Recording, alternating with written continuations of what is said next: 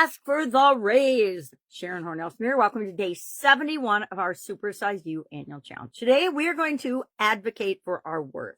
How do we go about doing that? Well, if you're an employee, if you have a job, you're going to ask for a raise. Why? Because you know that you're worth it.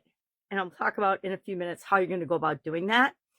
But if you don't have a job, see yourself getting a job so that you can't ask for a raise or ask for what you're worth when we get a job offer.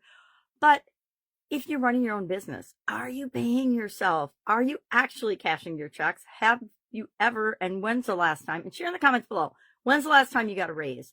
Usually for me in corporate America, it was when I switched jobs and industries and tweaked my career a little bit, because a lot of big organizations, and I started out in one of the biggest corporations on the planet back then, probably still is. I guess I haven't looked into it, but the raises were pretty much standard across the board for everyone, unless you did something absolutely spectacular, which I actually pulled off one year. But we have to be willing to ask for what we're worth. And we do that by, number one, knowing what we bring to the organization, more than just we've been there a long time. The vast majority of your peers expect and think that they deserve a raise just because they've been at the job and showed up for a long time. Not how it works. Just showing up will get you the minimum raise, the minimum expectation. But are you going for the minimum, or are you going for the best possible version of yourself? And when we're doing that, if you're in this challenge, I guarantee you that you have that desire in you somewhere. And so you're not going to just ask for a minimal raise. Well, in order to do that, you need to do your homework. You need to know what your market value is. You need to know what your skills and abilities are and what you bring to the table that's unique and different than your peers, and why you deserve a substantial higher amount of money. You also want to time it properly. You're going to prepare, get all the information, have it all ready, and then when the timing is right, that is when you're going to ask. You're not just going to go barging into your boss's office today and say, I deserve a 20% raise or I'm quitting. Bad move. Not a good negotiation tactic, like we talked about the other day. How are you going to go about doing that? You're going to do your homework. Just be prepared, just like a Boy Scout or a Girl Scout. We're going to get the information that we need. We're going to see if a raise or this amount of raise we're asking for is reasonable. Now, if you've just been doing the minimum to get by in your job, and you know you have, and that means your boss and everybody else in the organization knows that you have, it's probably not the right time to ask for a raise. It's time to ask yourself, what am I here for? Why am I in this job? Why am I doing this?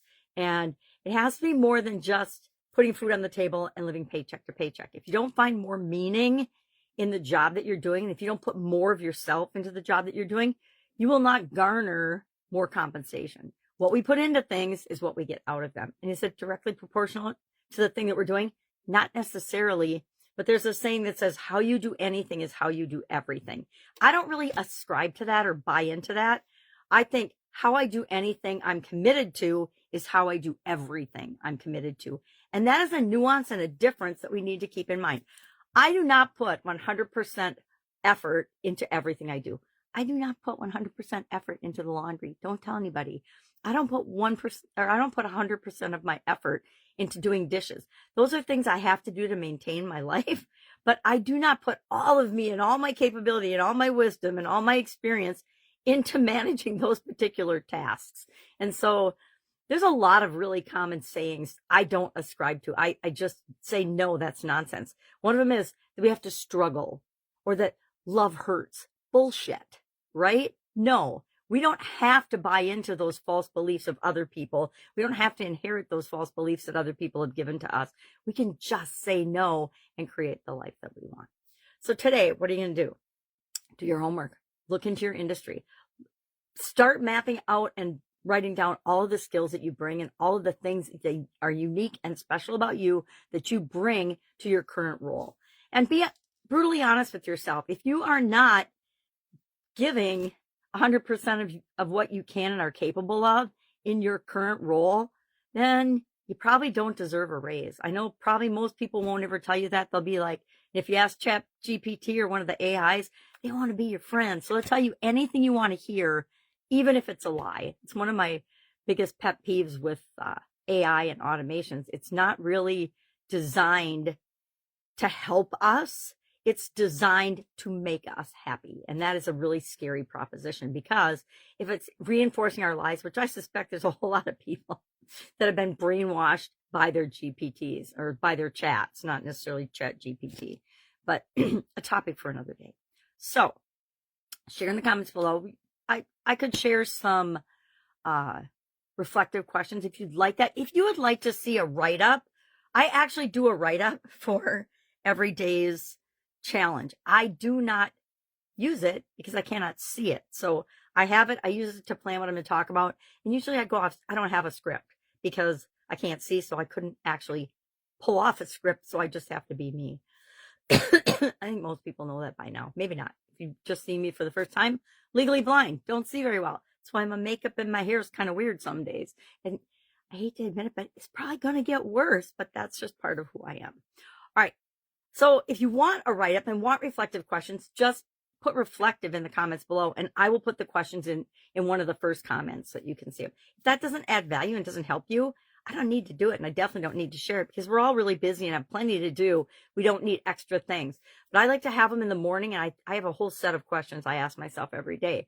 And I like to have those because they set the tone in the direction of my day. And they remind me that, number one, am I really giving 100%? Hold myself accountable. Number two, am I self-aware of the impact I have on other people and also the impact I have on myself?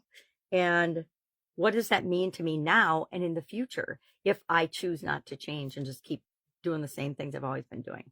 It means I'm going to keep getting the same results I've always been getting, right?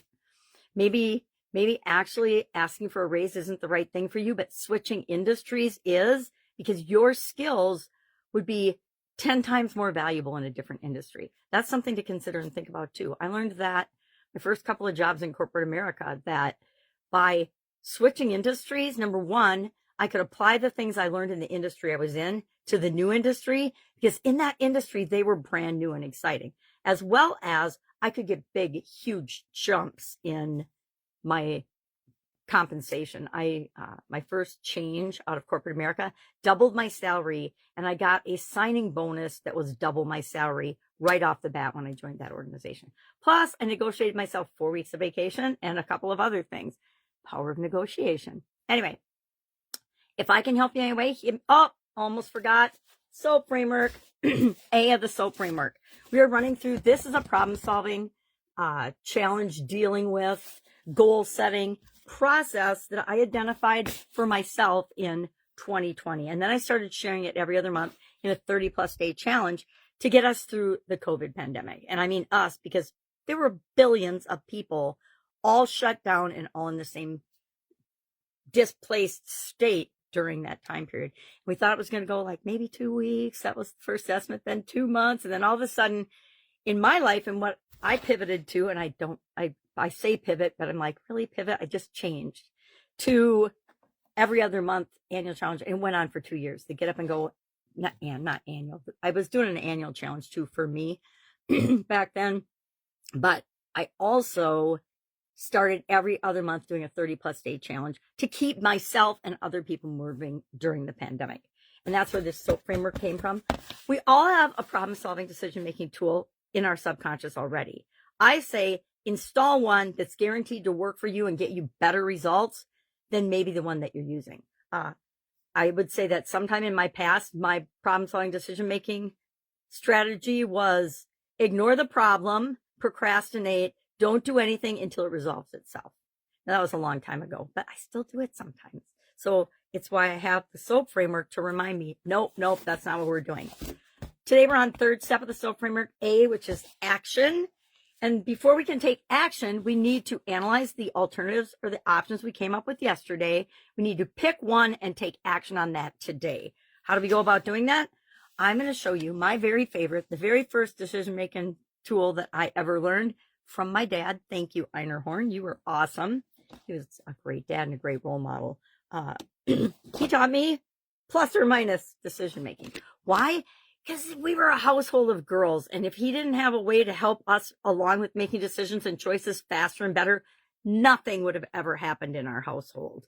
I say that with great love, but Yes, it was like herding cats many a time. So he taught me decision-making plus or minus. And all we do, what do you need to make a decision on? We need to decide among the 10 alternatives, at least 10 alternatives we came up with yesterday. So I'm going to look at each of my 10 alternatives and write all the reasons to do that alternative and all the reasons not to. So what are the pluses of that choice? What are the minuses? I'm going to look at those. I'm going to pick the one probably that has the most upside and the least downside. I'm going to do it. I'm going to do it today. I'll share in the comments below what I end up doing. If you want me to share the actual plus or minus decision-making little thing, I can write a couple of things for each point and share that. If that would be valuable. If it's not, I'm not going to do it. I got other things that I could do. All right.